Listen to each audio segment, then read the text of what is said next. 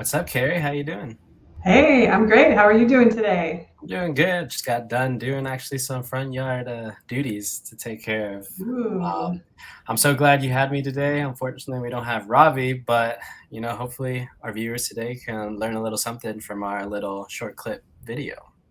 yeah. Excited to talk about curb appeal and what everybody can do to get the fronts of our homes and our yards ready to look nice for us every day, and also, for those people who are looking at selling their homes soon. This is a major important issue. Yeah, speaking of selling the home, it could increase desirability based off a potential buyer, and which could lead that buyer to offering a statistic possibly up to 7% more based off the desirability of that home.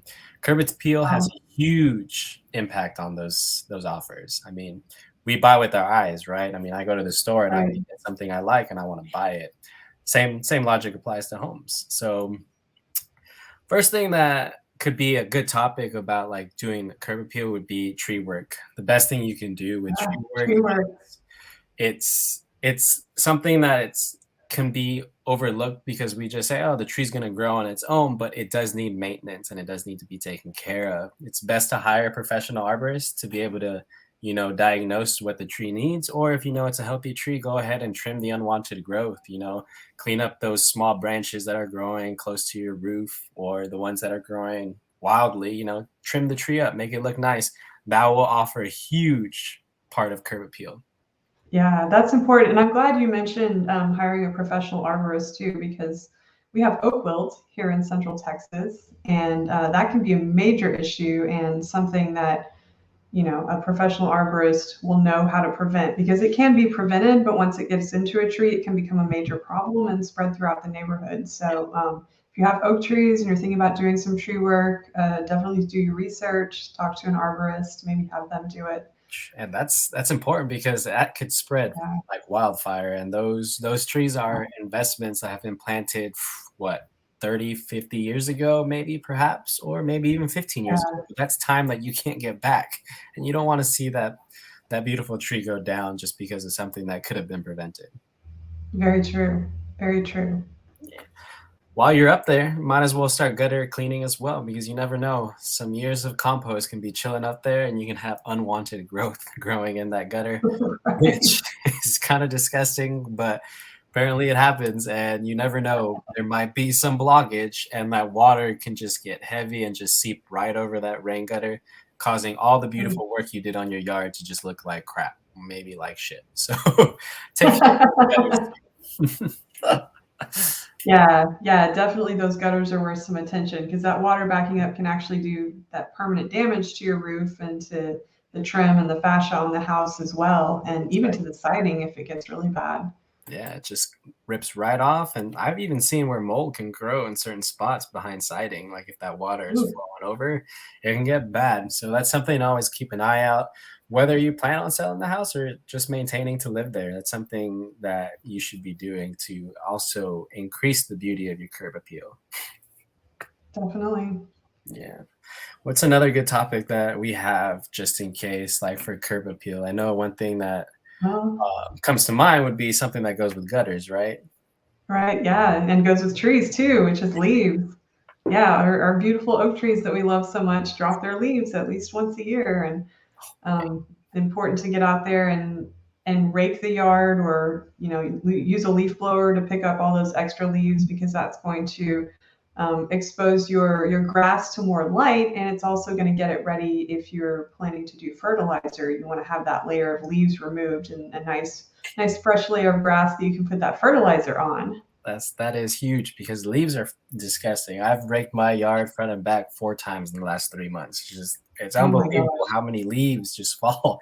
It is bad, and those leaves, like you said, it does prevent, the grass from receiving the neutral elements, the natural elements that it needs from the sun to create photosynthesis. So those leaves act as blockers, and it prevents your grass from actually growing and can cause it to die. And grass is actually very inexpensive, investment. You have to pay for a lot of it to get till, you have to retill the grass, you have to soil it, you have to plant it. Well, you have to buy it And and to then put all plant it that water on it. and water. Yeah, and it becomes expensive, Yeah. right? So it's best to take care of it. So raking those leaves is a good idea.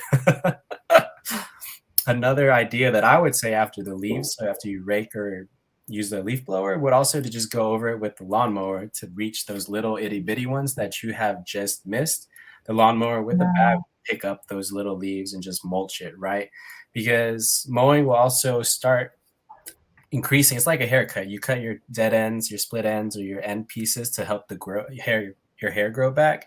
Same works with lawn. You want to kind of trim it after it's been dormant and it starts to grow to entice the growing process, right? To help it receive more natural sunlight and elements. So picking up those leaves with the lawnmower would help also to increase its growth, to start it from waking up from its dormancy. So that would be a good thing to keep up. And you always want to trim those edges because it's like a fresh fade. You want to look very Yeah. good and you want to keep that Exactly. lawn nice and tidy. Yeah. And that reminds me of something that a landscaping pro, a tip that they gave me a while back, and that was to make sure that you're keeping the blades on your mower, whether you're using, just a standard type of mower or a real mower, make sure you keep those blades really sharp because it can actually damage your grass if you're cutting with a dull blade. And of course it's inefficient too, and you're going to use more energy trying to do it. But yeah, keep those things sharpened, take them to a sharpener.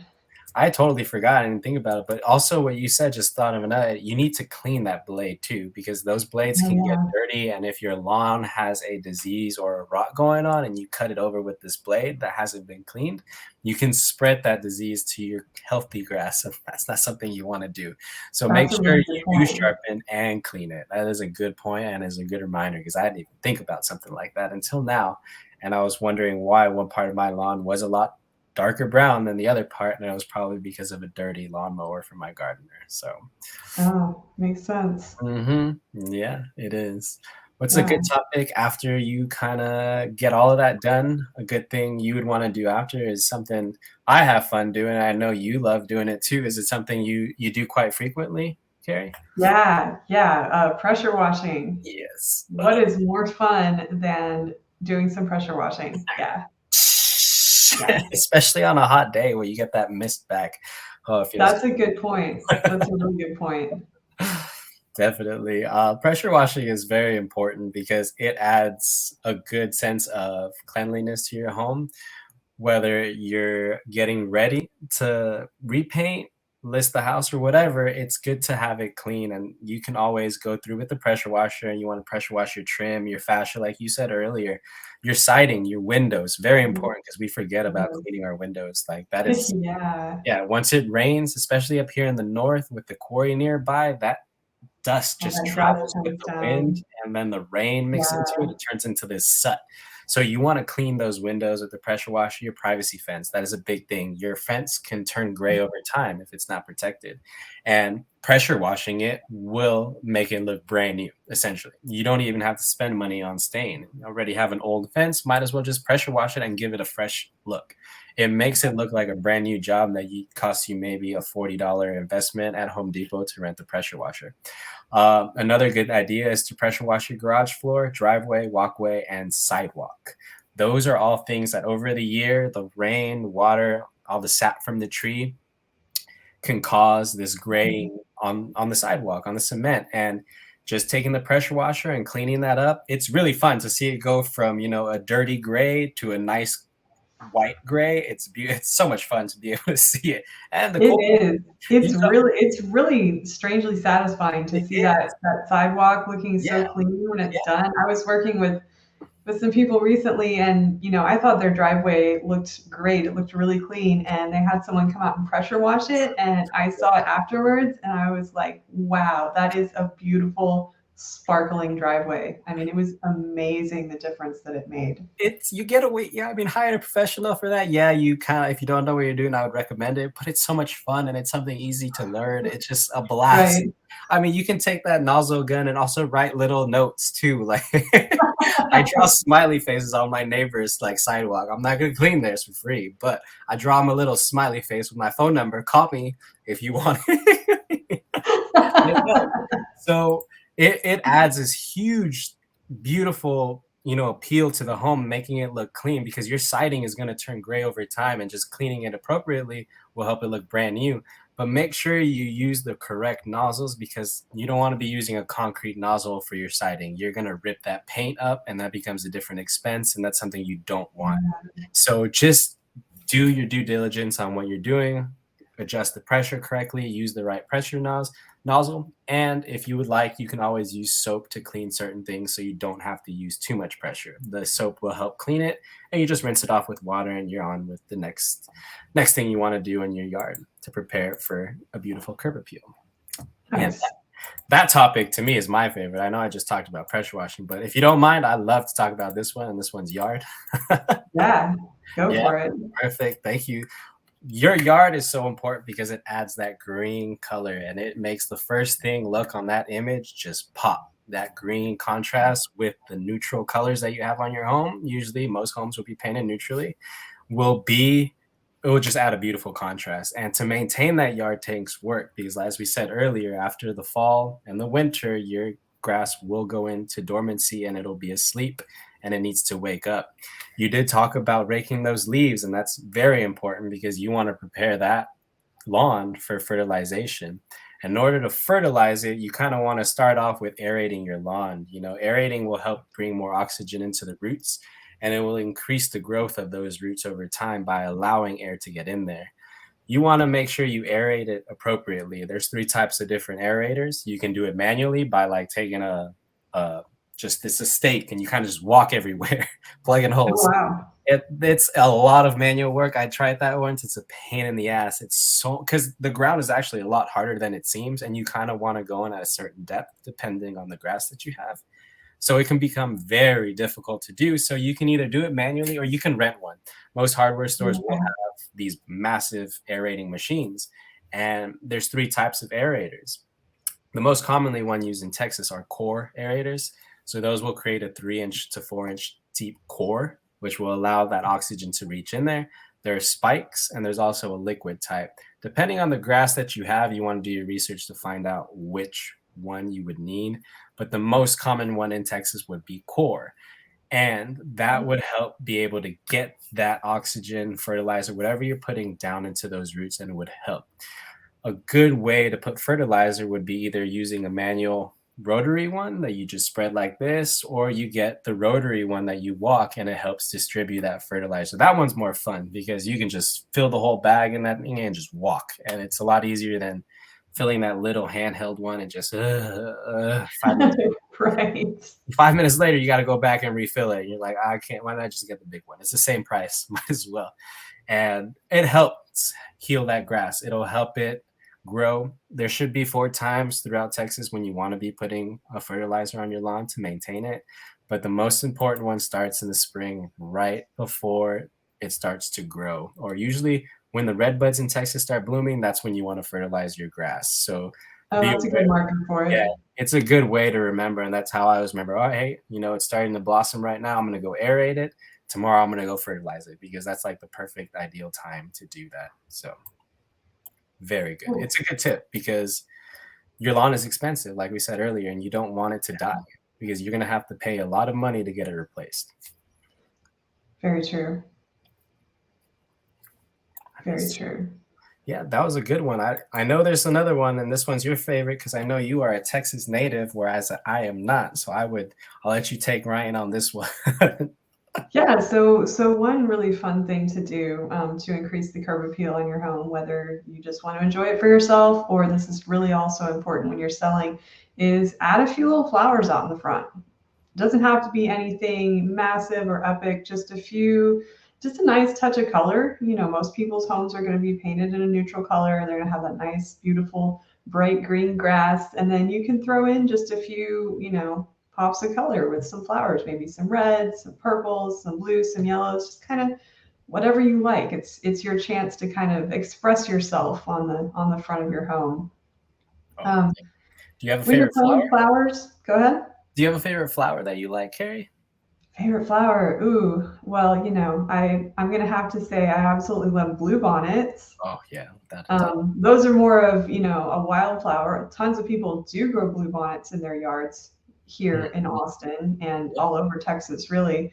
But that's more of if you're going for like a meadow type yard because the Yeah. bluebonnets just kind of, grow as they will. They're not really a flower that you can, put neatly in your flower beds. They'll Mhm. spread very quickly and, become a beautiful, beautiful blue lawn, Yeah. which is really nice. Yeah, definitely. I Um, would have to agree because I love that blue bonnet color. It just reminds me of like a sharp contrasty blue with a little bit of purple, and purple's my favorite color, so I just love yeah, that kind of look. I love driving by and seeing houses that are able to actually make it work. yeah, yeah. I've seen some really nice ones, and the bluebonnets are actually blooming along Mopac and I-35 right now. Fun Mm. fact about bluebonnets: they don't just come in blue; they also come in white, red, pink, and Texas A&M actually created a maroon variation of the bluebonnet to That honor is their something school colors. that is something Texas A&M would do. That's super cool. Out of their oh my gosh, I can't even speak, sorry. Agricultural facility, like, that would be something I would do too. I mean, why not? Proud to Yeah, be Texas yeah, A&M representative, might as well do it. yeah, super cool. And it's a beautiful flower too. It's absolutely beautiful maroon color. So Damn, way to go. that is awesome, man. Yeah, I mean, flowers are important to have, and it is a good thing, like you said, to just I mean, you wanna be kinda minimalistically on this part. You don't wanna go overboard on flowers because 'cause you're gonna, That's a good point flood to make. exactly, you're gonna flood everyone's eyes with it, but you do wanna add that little contrast like you do, and like you said, and you kinda wanna do, with your theme that you're going for, if you're gonna match with the little accents that you have, maybe your shutters are painted red, maybe put a little bit Mhm. more red so you add that Yeah, contrast with the building, but also accent to that shutter. Or if you have a blue door, find some flowers that are blue, like blue bonnets, like you were saying, or go and find something else that might be blue. It'll help, and it is a good way to spruce up that appeal for the curb because, like I said, everyone buys with their eyes, and first thing you right. see is going to be that picture on a listing as the front of that Front of house. the house. Yeah. Definitely. Do you know Yeah. any native plants in Texas that are probably very predominant here in Austin that grow, or mainly just they're wild? Do they grow randomly or? So as far as putting like native Texas plants in your flower beds, some good options are lantana, which is like a little. They come in some different colors, but the most common ones are going to be like a yellow and an orange. Those don't require a whole ton of water. You can do something like a rock rose, which looks like a plant with tiny little hibiscus flowers on it. Those are really nice, bright pink. Also come in some other colors. Esperanza is a flower that kind of has like a yellow trumpet shaped flower. Those are really nice, Yeah, colorful. those are very You pretty. can also do another one of my favorites is a Texas sage, which is actually more like a short shrub, but it has these like kind of light green, gray colored leaves, and it has these beautiful pink flowers that come out. Typically, before it rains, you'll see these plants flowering in Texas, but they have absolutely beautiful flowers, beautiful color. Imagine seeing an entire yard with these native flowers in Texas. I mean, that's got to be pretty, especially if they're able to do it. I see a lot of, more of the elderly or generational Texan who have been here who know how to plant their yards, and they have their normal yard with their grass and their flowers close to their porch, but a certain part of their sidewalk I've seen where they usually cover it throughout the year with a tarp. And I've always wondered, I was like, why do you cover it with a tarp? And I asked the lady, and she goes, well, it's because that's where I have my wildflowers growing and I don't want them spreading to my Oh, area. So she keeps it there, and then when it's starting to become spring or when they become out of dormancy, that she lifts up that tarp and they grow like weeds. It just just shoots up, and wow. it's really pretty to watch because she has a lot of it. She's got bluebonnet, she's got the esperanzas, like you said, she's got the Texas sage. She has a little bit of most native Texas flowers. Like she'll just have them there in that little section of her sidewalk. And I asked her if this is common in wildflowers, and she says yes. Most people who grow wildflowers or native flowers, they do that to prevent them from spreading or to be able to maintain them from not dying from like the cold or stuff like that, the elements. So That's very yeah, interesting. That it is. explains a It lot of is. tarp I've seen. Yeah, I didn't. It's not like a tarp like that blue tarp. It's a specific kind of tarp for Yeah, flowers, and I think light still can get through, but it prevents the just the seeds from floating around on a gusty day like we had the other day, right? I hope Right. everyone's okay, especially those in Round Rock with that wind, that tornado that came by. But that is something uncommon too, right? I've never even heard of a tornado in Round Rock come by, but I've only been here for what, 16, 17 years. So Fortunately, that's a very rare yeah, occurrence. that is a rare occurrence. And I'm glad. I hope everyone's okay. And it was something Yeah. scary, but I hope everyone will be bounced back like we always do, especially here in Texas, right? Yeah, Uh, me too. the next thing that pairs up with your flowers, and that's another thing that actually helps with curb appeal too, would be the mulch. Mulch is something Oh, that yeah. we always take for granted, and we kind of just let it do its own thing because it's just pretty much compost and it's going to recycle itself.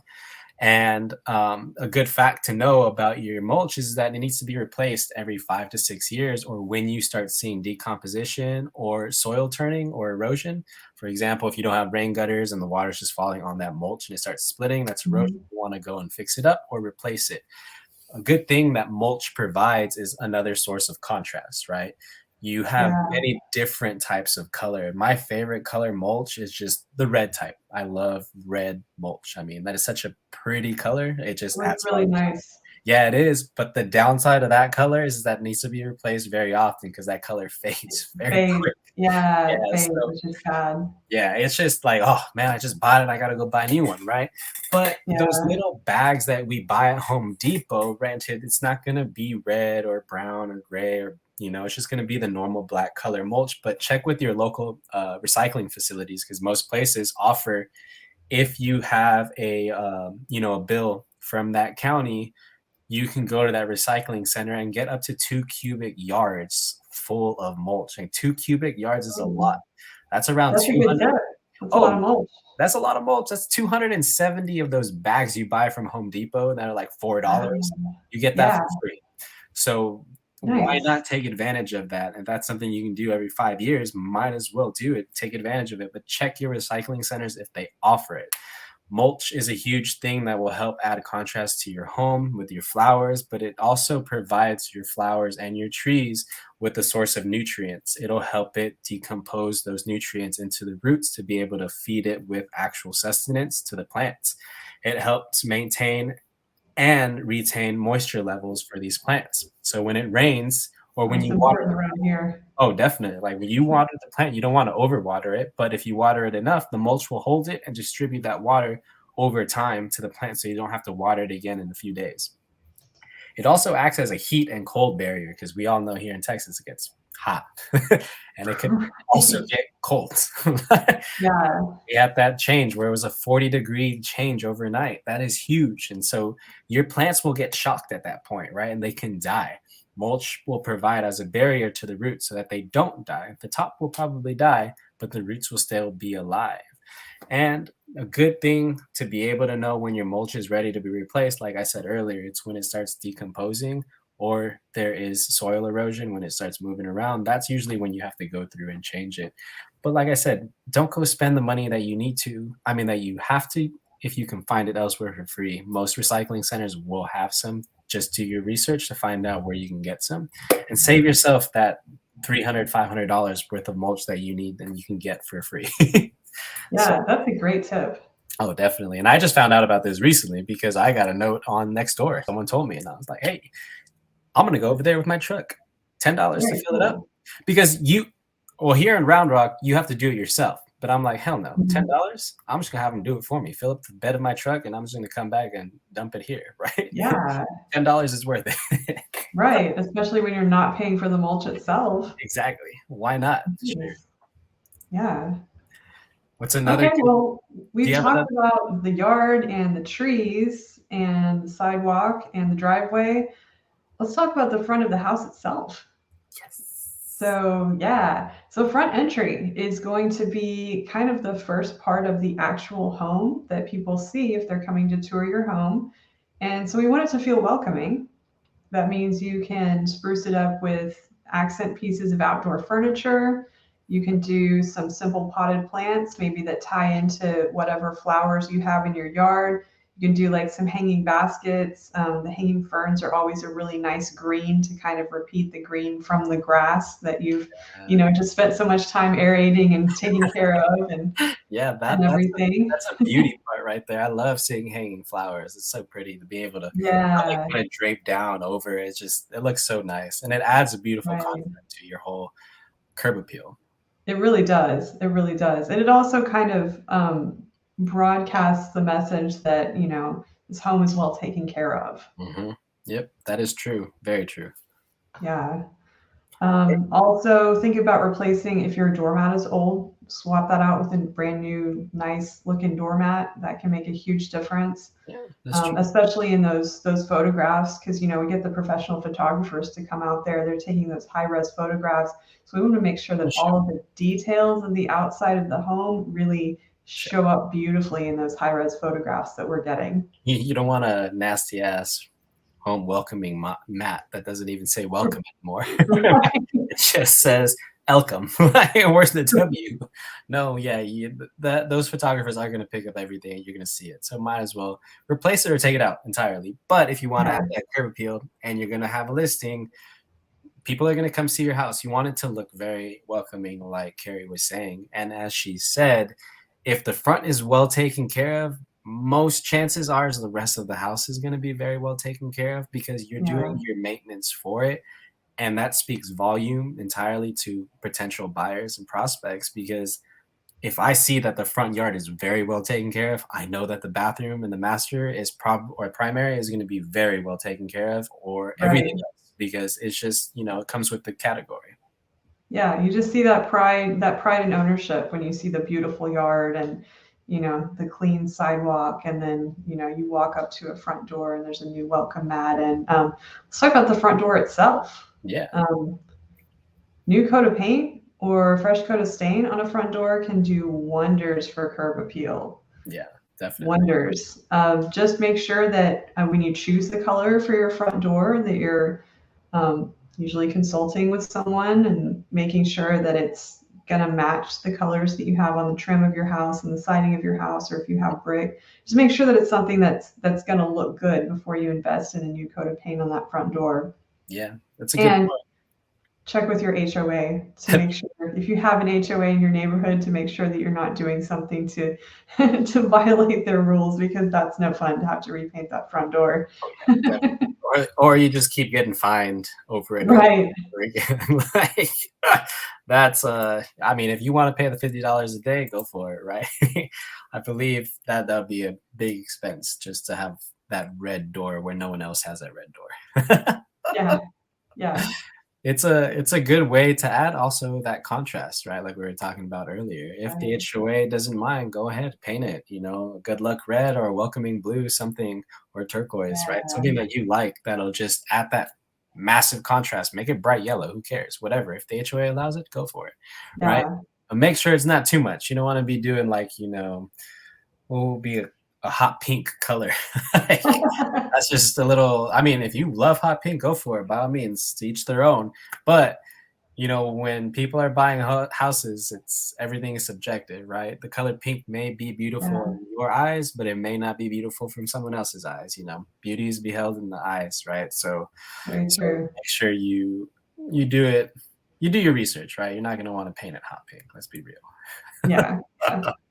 Talk to your real estate agent. They can kind of let you know what they've seen buyers react well to and what they've seen buyers kind of not react well to. I don't know. I've never walked into a hot pink front door, but I hope I do, and I'll take a picture of it. Yeah, definitely take a picture when you do see one. Yeah, definitely. So I'm glad this was a good front entry, because that front entry is very important, like you said.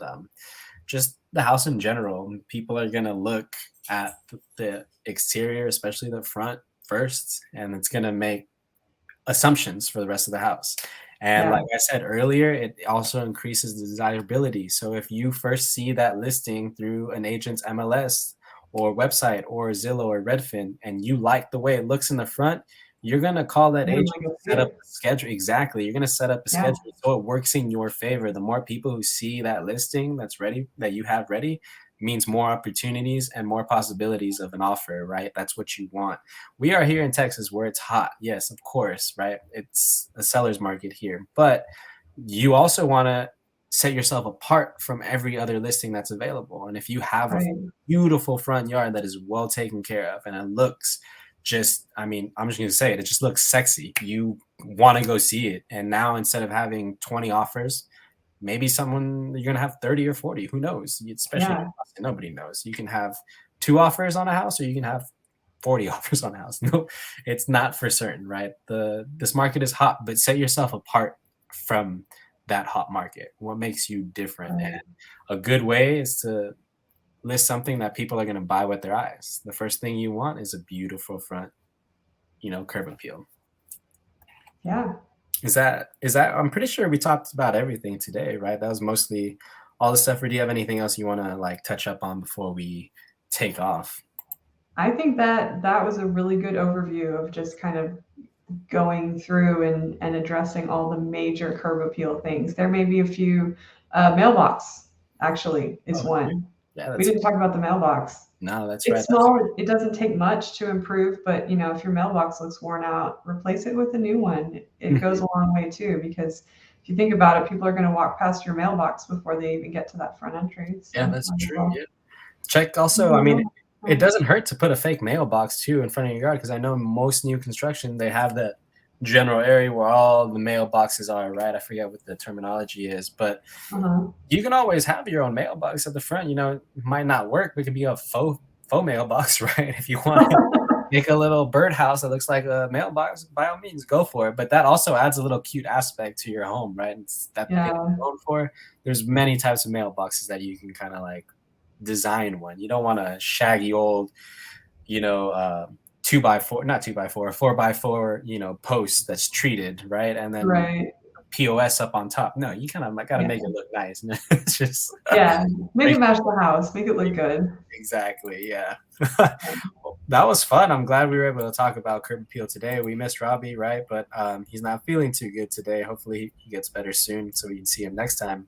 Yeah. But if you liked everything that we talked about today and you want to hear more, hit that like button and subscribe because we'll be doing more of these throughout the time that we're here. And we really love to see you come be a part of it, right? Yeah. Cool. Thanks so much, everybody, for being here. Yeah. Take care, y'all. Have a good day. Cheers.